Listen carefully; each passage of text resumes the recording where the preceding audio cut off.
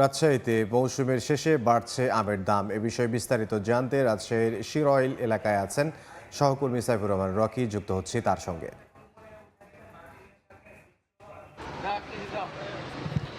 ধীরে ধীরে ফুরিয়ে আসছে আমের মৌসুম, যে কারণে দাম বাড়তে শুরু করেছে সব ধরনের আমেরই। এরই মধ্যে গোপালভোগ ও ক্ষীরসাপাত, আমরা অনেকে যেটি হিমসাগরও বলে থাকি, সেই দুটি আম কিন্তু বাজারে মিলছে না। এই দুটি আম সবচেয়ে বেশি সুস্বাদু মিষ্টি এটি হয়ে থাকে এবং ক্রেতাদের সবচেয়ে বেশি চাহিদা হয়ে থাকে এই দুইটি আমেরই। কিন্তু এই দুইটি আম কিন্তু বাজার থেকে এরই মধ্যে উধাও হয়ে গেছে। এখন বাজারে যেগুলো মিলছে সেগুলোর মধ্যে রয়েছে ল্যাংড়া আম। আপনারা জানেন যে এই ল্যাংড়া আম এটিও বেশ সুস্বাদু, সেটি কিন্তু 2800 থেকে 3000 টাকা মন দরে বিক্রি হচ্ছে। পাশাপাশি আপনারা যে আমটি দেখছেন সেটি হচ্ছে বাড়ি 4 জাতের আম। এই আমটি 2800 টাকা মন দরে বিক্রি হচ্ছে। পাশাপাশি আরও বেশ কিছু আম এখানে আমরা দেখতে পাচ্ছি। এখানে কাটিমন আমও বিক্রি হচ্ছে। কাটিমন আম 2600 টাকা মন দরে বিক্রি হচ্ছে। পাশাপাশি এখানে ব্যানানা ম্যাঙ্গো যেটি, সেটি কেজি বিক্রি হচ্ছে 120 টাকা করে।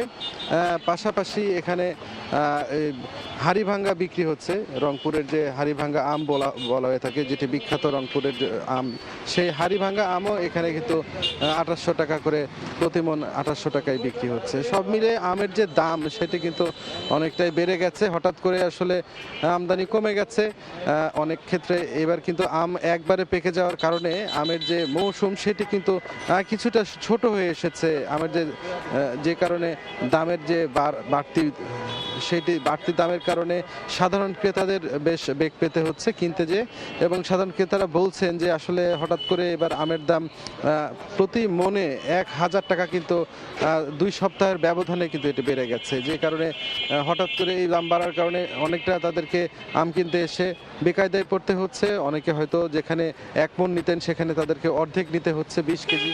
এই ধরনের আম তারা কিন্তু এখানে নিচ্ছেন। বিক্রেতারাও বলছেন যে আসলে যেহেতু মৌসুম ধীরে ধীরে শেষের দিকে আসছে, এখন আসলে আমের দাম বাড়বে, এটি স্বাভাবিক, এবং তারা বেশি দামে কিনছেন, যে কারণে বেশি দামে তাদেরকে বিক্রি করতে হচ্ছে। আপনাদেরকে জানিয়ে রাখি যে রাজশাহী শিরোইল যে বাস টার্মিনাল এই এলাকাটি রয়েছে, এখানে যে অস্থায়ী দোকানগুলো গড়ে উঠেছে, এই অস্থায়ী দোকানগুলোর মূল ক্রেতা কিন্তু বেশিরভাগই ভ্রাম্যমাণ ক্রেতা।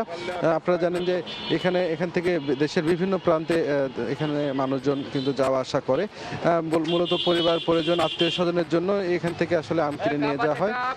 এই যে আপনারা যে আমটি দেখছেন বাড়ি 4 জাতের আম, এটিও বাজারে এসেছে, এটিরও চাহিদা রয়েছে।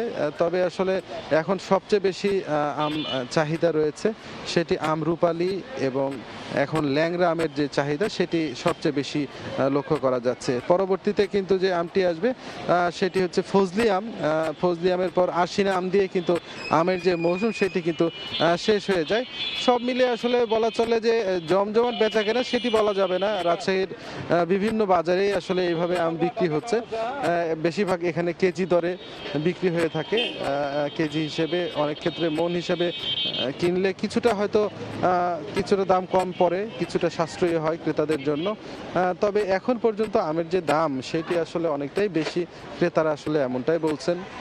বিক্রেতাও নানা তালবাহানা করছেন। তারা বলছেন যে আসলে বাগান থেকে আম পেড়ে এখন তাদের কাছ পর্যন্ত নিয়ে আসার জন্য যে খরচ হচ্ছে, পাশাপাশি আমের যে আমদানি আগের চেয়ে অনেক বেশি কমে গেছে, যে কারণে আসলে এবার আমের দাম হঠাৎ করে একটু বাড়তির দিকে, এমনটাই আসলে বিক্রেতারা আমাদেরকে বলছেন। সব মিলে আম এখন বেচা কেনা চলছে, তবে জমজমাট বেচা কেনা সেটি কিন্তু এখন আর নেই বললেই চলে। তো আসলে এই ছিল আমার কাছে রাজশাহীর শিরোইল বাস টার্মিনাল থেকে সর্বশেষ। রাজশাহীর শিরোইল থেকে আমাদের সঙ্গে যোগ দিয়েছিলেন সহকর্মী সাইফুর রহমান রকি।